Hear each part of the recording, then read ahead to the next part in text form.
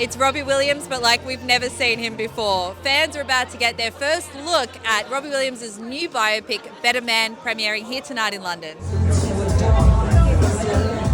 You've said before Australia is really special to you, and can you tell me why?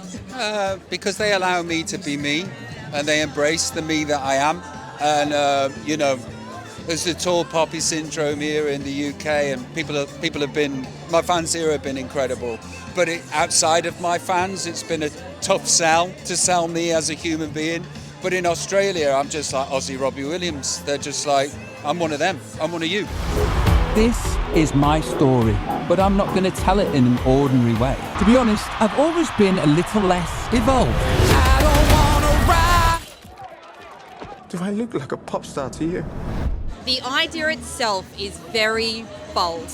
Did the people that needed to say yes to it take much convincing? They took a lot of convincing. There was a lot of no's before there were any maybes. So yeah, it was very difficult to convince people that. I mean, they were very excited about Robbie and they were very excited about me. They just weren't excited about the monkey.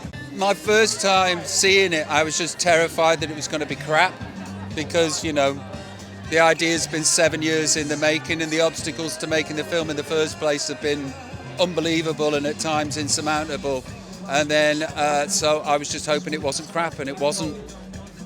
This is the latest telling of your husband's story. You know him so well, the best of everyone, I would imagine. I learned more about him. I mean, who knew he was a chimp? I mean, there is that. There is that. This is a very I different. knew he was hairy, but I didn't know he was like that hairy. What advice did he give you before you did it?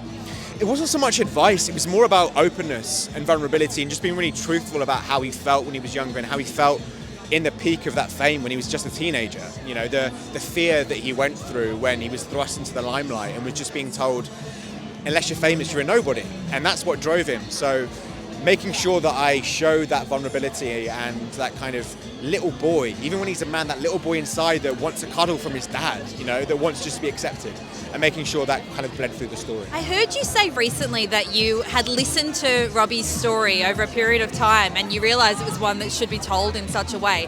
But was there a specific story he told you that really clinched it, where you were like, we got to make this movie? I think, no, it's a combination of things. I loved his relationship with his nan. I thought that was a beautiful anchor point. I loved his relationship with his dad because I thought that was really original. And I loved sort of the battles that he had with himself. What do you think that fans will get out of this one that they haven't gotten before? I think they're going to get more dimension. I think they're going to connect with him on a human spirit in a way, which is why I think it's so ironic that him as a chimp will get them to connect with him as a human spirit more. But I think there is so much compassion for this journey, and I actually think by dehumanizing him, it humanizes him, if that makes any sense. For the next 2 hours, your ass is mine! Remember, I believe in you.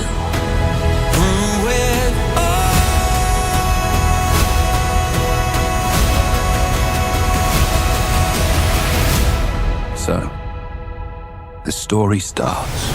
I'm